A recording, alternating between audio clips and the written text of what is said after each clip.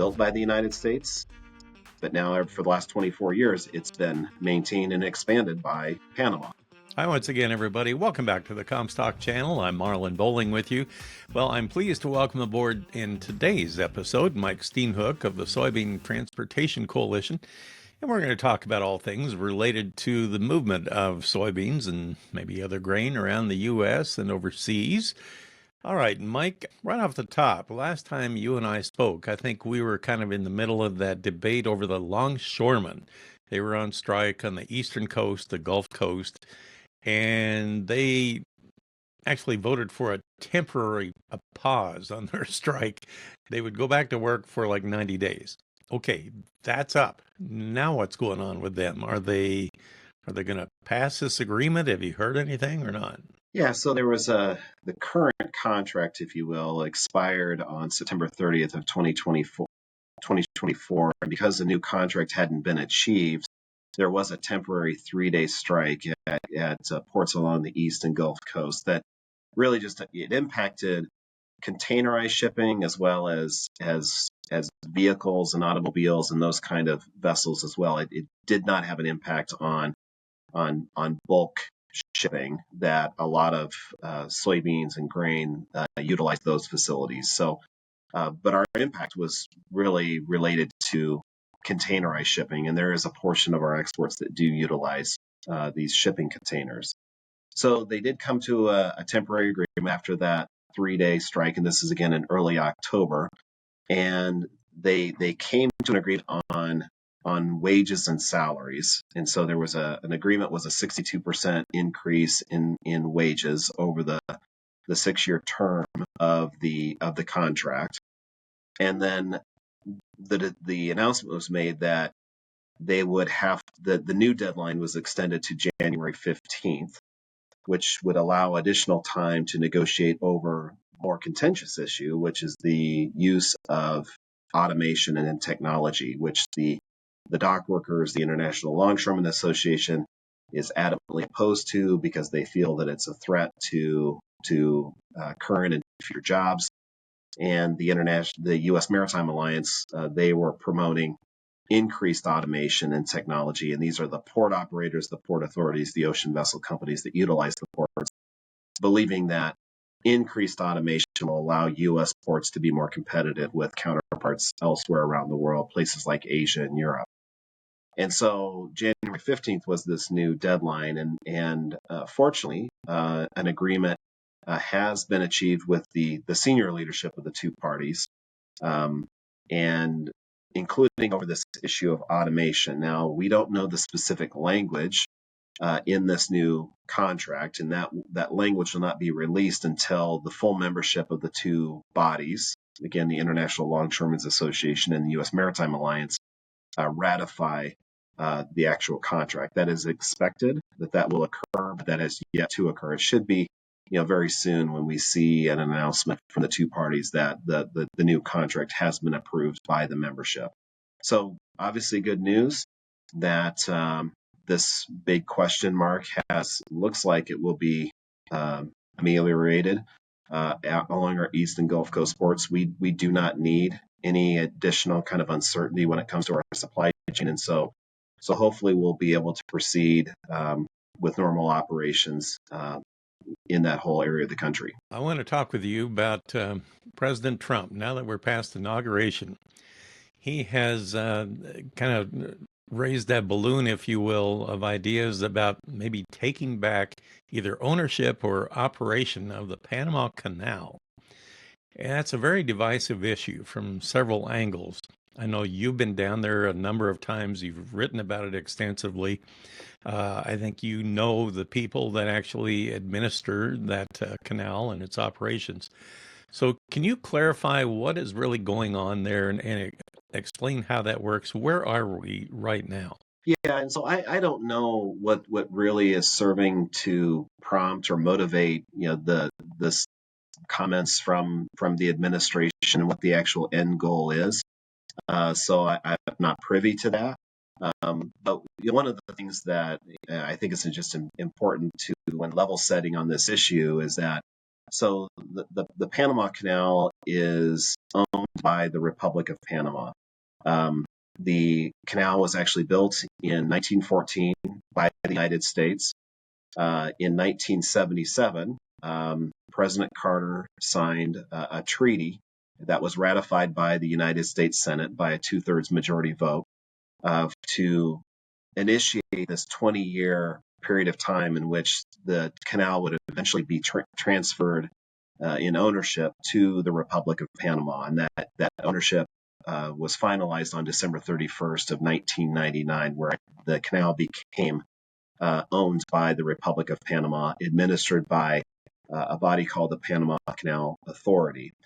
And so since then, these 24 years since, the canal has been managed by and operated by and owned by the people of Panama, and particularly the Panama Canal Authority. The canal has been expanded, and since then, from 2007 to 2016, the expansion project occurred, which allows the Panama Canal to be able to accommodate these larger oceans that crisscross our oceans that were frankly too large to be able to utilize the original canal that was again opened in 1914.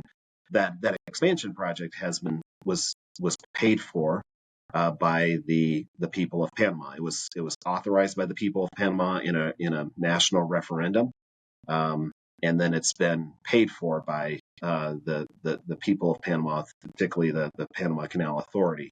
So it's kind of hard to, given the fact that there has been this evolution with the Panama Canal, being able to identify, well, what part of it was actually constructed by the U.S. effort that concluded in 1914, and which part has been paid for and produced by the Panama Canal Authority. There's clearly there's the new locks that allow for these larger vessels. There's the original 1915 locks that were constructed during the American effort, but then the shipping channel has been part of the expansion effort that again concluded in 2016. That the shipping channel was dredged and deepened. The lake, the artificial lake that allows the canal locks to operate, that was the volume capacity was increased due to the expansion project. So it's very much, when you look at the Panama Canal today, it's not very clear about who did what. It's not like you have one bridge that was built by country A, and then a quarter mile away, there's another bridge that was built by country B, where it's very clear who did what. Well, when you look at the Panama Canal, it was built by the United States, but now for the last 24 years, it's been maintained and expanded by Panama. So it's important to kind of have that clarity when you really kind of talk about the Panama Canal and what it currently is. Well, and then on either end of the canal, you have a couple of ports, and they're actually administered by China, right? Used to be Hong Kong. Is that correct? Yeah, there's a very common way that ports are operated, and this includes here in the United States, but elsewhere around the world, is you'll have the actual ground itself where the port is will be owned by the country. Maybe it's a state, maybe it's a county or a municipality, and then that they'll have a port authority, a governing body that is elected by the people, or it might be appointed by the government, some kind of governing authority. And then that port authority will usually enter into a long-term contract or a concession with a port operator. And there's a number of port operators these are international companies. Usually there's some that are based here in the United States, but most of them, the largest ones are international, some in Europe, some in Asia. And you'll enter into a long-term agreement to a port operator to operate a port for a considerable period of time. It'll be usually multiple decades long. One of the largest port operators in the world is a company called Hutchison Port Holdings. They're based in Hong Kong, and they have operations in 24 countries around the world. And they do operate 2 of the 5 ports in the country of Panama. And I would say arguably the two major ports in Panama. One is on the Atlantic side, called Cristobal, and one on the Pacific side called Balboa. And so they are the ones that are actually operate those ports. And so it's their employees. They're usually, we've been to the Soy Transportation Coalition board. We visited one of those ports in December of 2023. We met with the leadership at the port. They were Panamanians. But again, it's a company the company itself is based in Hong Kong.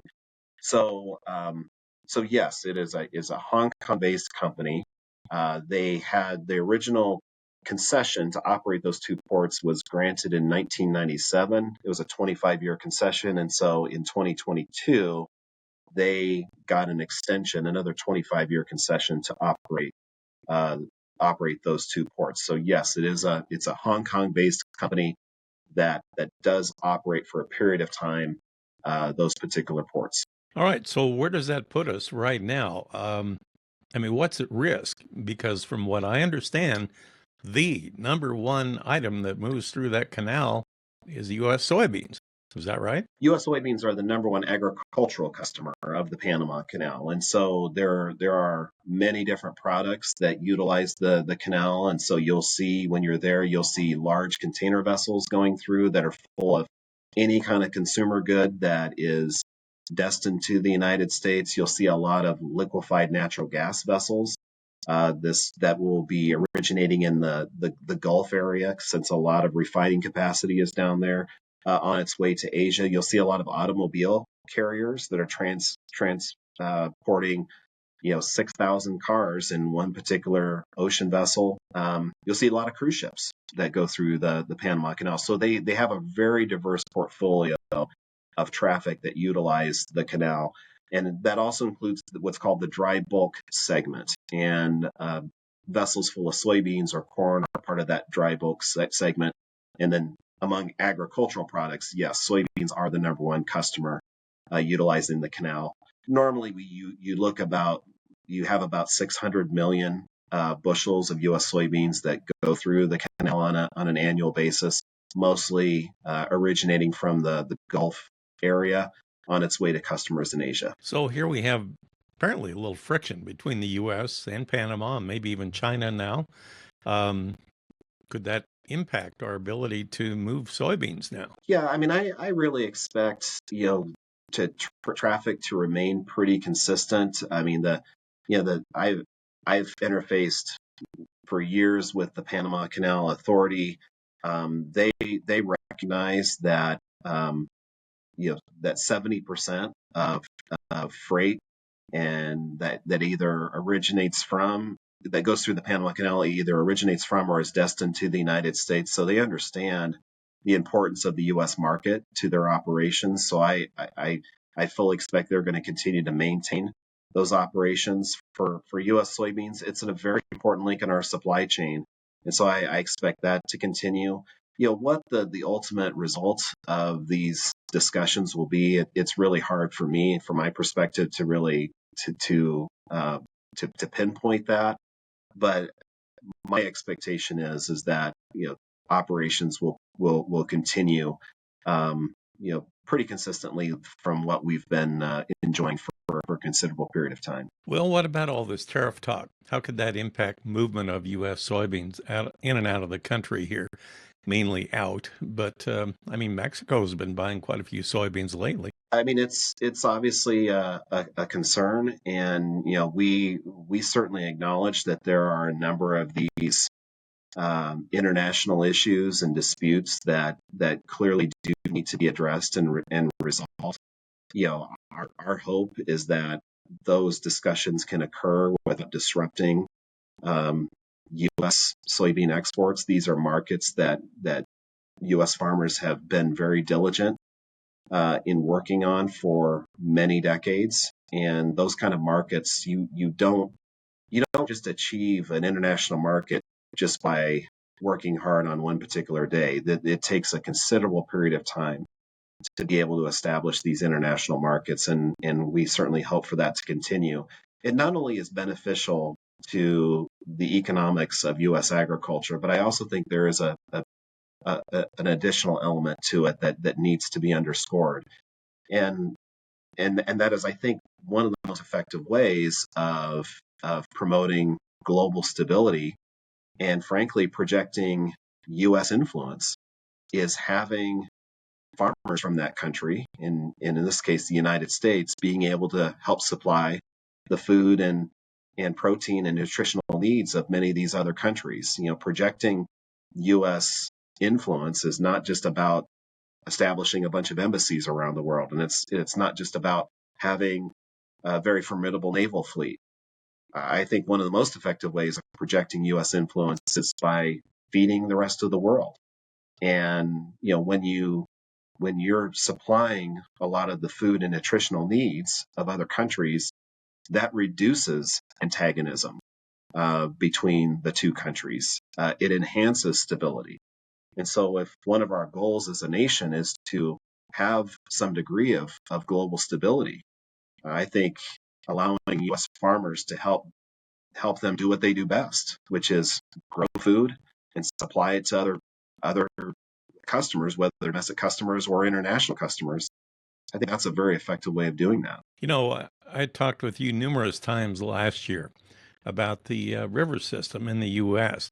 and the inability to ship barge traffic downstream just because the water level was so low last year. We had that terrible drought in some areas, and then we had the heavy flooding up in the northwestern Midwest, and that made things inoperable for a while. But later in the year, it was really hard to transport much. How are we doing now as far as the outlook for this coming spring? Yeah, I mean, we've seen certainly the pendulum swing back and forth. We were in a very low conditions in the fall, and then we did receive some notable precipitation during the months of November and December, but we've kind of returned back to some low water conditions due to a scarcity of precipitation, really, since then. And we're seeing water levels retreat. Once again, this is the time of the year, when you look at it, when it's all charted on a line graph, that you see water levels typically start rebounding in the early part of the calendar year. And of course, it really accelerates once we get the spring rains. But this is the time we really need to start replenishing our water levels. And right now that is not occurring. And so, unfortunately, we're seeing those water levels retreat again, and obviously having an impact on barge transportation. So it does certainly remain an area of concern for us. Any concerns on the rail system right now? That's something that, this whole issue of cross-border transit between the U.S. and Mexico, that remains an issue. Fortunately, that has improved considerably over the past several months. But again, that's something that continues to be on our radar screen, and obviously some of this this friction that is occurring due to the larger migrant issue and the new administration's response to it. That obviously could have an impact as well on just the efficient movement of freight between the two countries. Well, Mike, it's always great to get your perspective on things. I know you have a unique insight, especially when it comes to our ability to move soybeans around the world. So thanks for sharing that. And very interesting stuff about the Panama Canal. Thanks for providing those details. We'll talk with you again soon, I'm sure. That's Mike Steenhook of the Soybean Transportation Coalition, and he's located in Ankeny, Iowa. That'll do it for this episode. Appreciate you joining us. For producer Breanne Jenkins, I'm Marlin Bohling, and we'll catch you next time right here on the Comstock Channel. Futures trading involves risk. The risk of loss in trading futures and or options is substantial, and each investor and or trader must consider whether this is a suitable investment. Past performance is not indicative of future results.